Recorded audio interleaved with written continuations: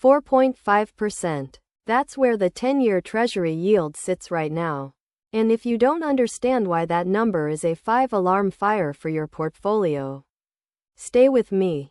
Here's what's really going on, and what you should be thinking about right now. The Fed narrative just flipped. Hard. Incoming Fed Chair Kevin Warsh is signaling a hawkish stance. Not dovish. Not neutral. Hawkish. Markets have been pricing in rate cuts for months. That entire thesis may now be dead on arrival. The 10-year Treasury yield has broken above 4.5% today. That is the bond market sending a distress signal in real time. Futures are lower. Stocks are rattled. The repricing has already begun. Warsh is not Jerome Powell. He ran a hawkish playbook before. And the signals coming out of his camp right now suggest rate hikes are back on the table. Think about what that means. Mortgage rates, corporate borrowing costs, consumer credit, all of it goes higher. For longer. Growth stocks are getting hit right now because their valuations are built on cheap money.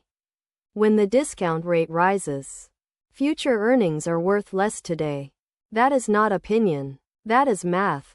But here's what nobody is saying about this yet. Every headline is focused on what Warsh might do to interest rates.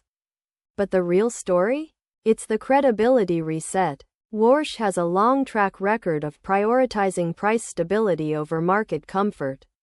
That means the Fed put, that invisible safety net markets have leaned on for 15 years, could be getting yanked away. Permanently. Not temporarily. The Fed may stop catching falling knives.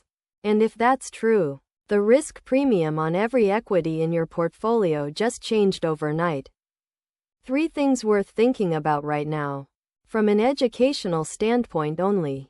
1. Duration risk is real. Short duration bonds or cash equivalents like T-bills are drawing serious attention in a higher for longer environment. The yield is there. The risk isn't. 2. Dividend-paying value stocks. Think consumer staples, energy, financials. Historically hold up better when growth multiples compress. That rotation is already happening in today's session. 3. Leverage. If you are carrying margin or have heavy exposure to rate-sensitive assets, right now is the moment to stress test that position before Warsh chairs his first policy meeting. The playbook investors used for the last decade may be obsolete. What do you think this means for your portfolio? Drop it below. This conversation matters. This video is for educational purposes only, not financial advice. Always consult a qualified advisor before making any investment decisions.